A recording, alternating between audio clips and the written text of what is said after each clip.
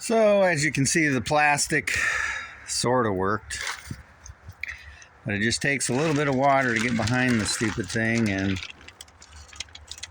ruin it. At least ruin its use. At least it's holding some of the water back, but right now it's doing more harm than good. Anywhere there's the dark color means the water got through. So good thing it's windy today. I'm sure these up here are fine. That's brand new plastic, but just one little hole and then it just seeps through. Besides that, it's kind of hard to seal up the ends here, or the edges, I mean. You know,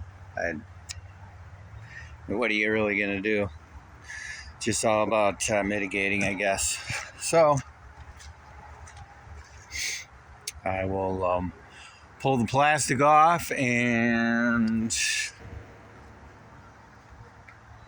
probably start with the catwalks, so then I can go all the way around in order to get up and put the rafters in.